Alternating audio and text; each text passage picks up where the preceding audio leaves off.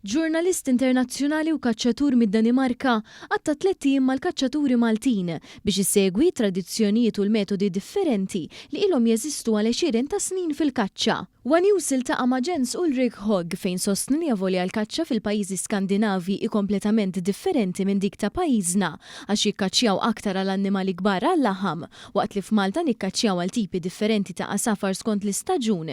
Il-passjoni li ra fajnejn il-kaċċaturi lokali kbira l-istess madwar id-dinja kollha. The biggest similarity between hunters all over the world, I find, is the passion they feel about hunting. We hunted now for 3 days, and the hunters I was with shot 1 turtle dove this morning.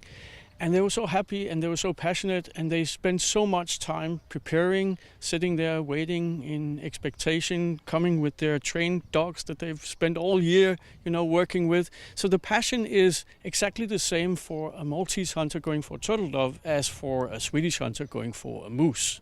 Jens kompla jgħidilna li madwar l-Ewropa sema diversi stejjer li ma jagħmlux ġieħ il-vera passjoni tal-kaċċaturi, deskritti bħala tal-waħx. Għaldaqstant iddeċida li jiġi Malta u jikteb storja biex ikompli jgħallem lin-nies dwar kif fil-fatt dan kien biss miżinformazzjoni.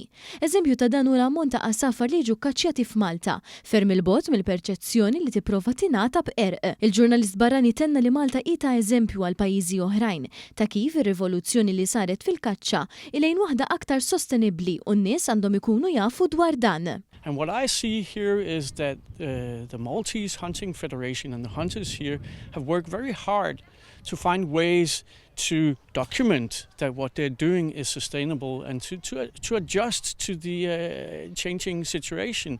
So it's actually a very positive story that people in my part of the world haven't heard about.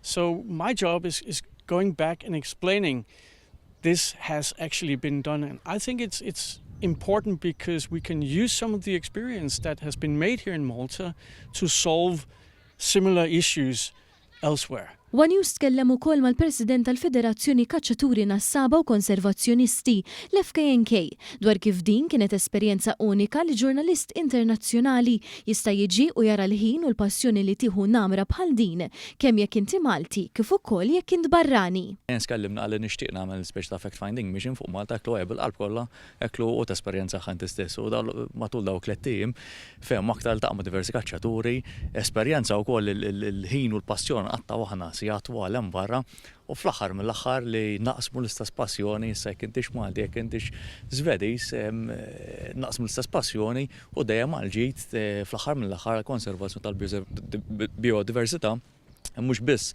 għall-benefiċċju tal-kaċċatur ma fl-aħħar mill-aħħar għall-Ewropej kollha.